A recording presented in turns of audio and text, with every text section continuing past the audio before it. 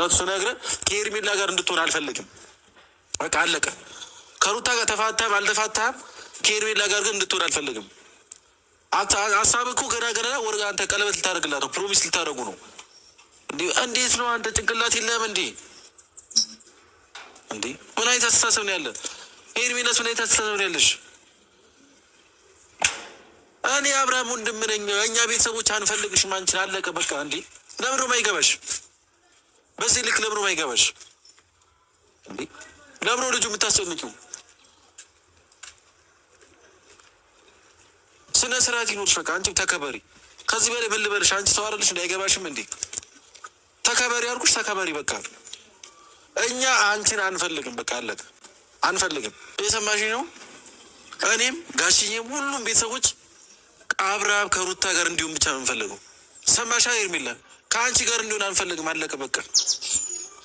እነሱ ሰዎች ውድ ቤተሰቦቼ እንግዲህ እዚህ ጋር ማለት ነው ይቅርታ የኤፍሬምን ቪዲዮ አቁሜው ነው ምን ስትል ነበረ ማለት ነው ሰሞኑ እኔ የፍቅር ተምሳሌት ነኝ እና ለቤተሰብህን ክብር የምሳሳልህ ብላ ነበረ ስታወራ የነበረው ማለት ነው።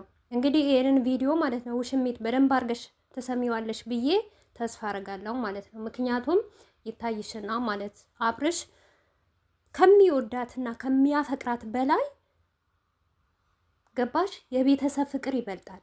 ቤተሰብ ሲወድሽ ነው አብርሽን ብቻ አንጠልጥለሽ ሳይሆን ማለት ነው።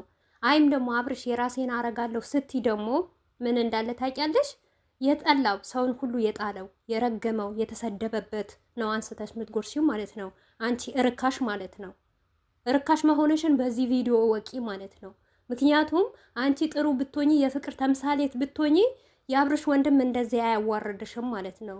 ውርደታን ገና ቅሌት ትሸከሚያለሽ ማለት ነው። አልተጣሉ ከአንቺ ጋር እንዲሆን ግን አንፈልግም። እየሰማሽን ነው? ስሚ፣ የምትሰሚ ከሆነ ስሚ። ከአፌ ሌላ ቃላትም እንዲወጣ አትጠብቂ። ሰምተሽ ጋር እኔ አላቅሽም፣ አንቺ ኬትም አላቅሽም። ግን ከአብርሃም ጋር ግን እንድትሆኝ አልፈልግም። በቃ አለቀ። አንተም ደግሞ ባለትዳር ከተጣላ ገና ነካለን። ስለዚህ ተከበርና ተቀመጥ።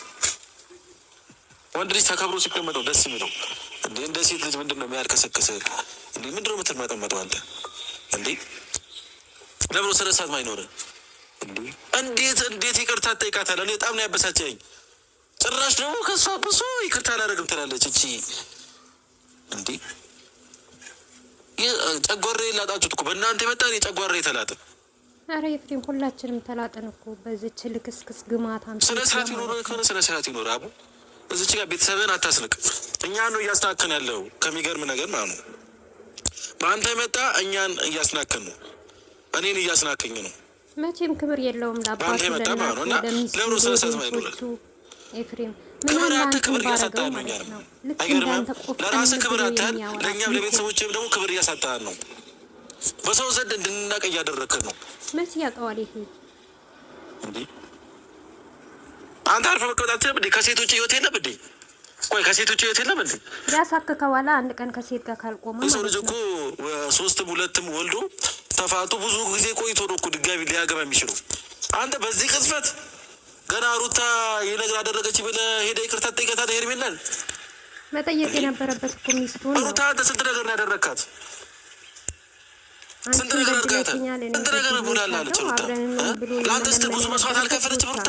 ለአንተ ስትል ብዙ ነገር አላጣችም? ስንት ነገር አታለች? መቼ ይገባዋል? አታለች አላጣችም? አንተ ገና ለገና አንድ ነገር ተደረግኩኝ ብለህ ሄርሜላን ሄደህ ይቅርታ ትጠይቃለህ? ምን አይነት አስተሳሰብ ቢኖር ነው? የእጁን ያገኘዋል።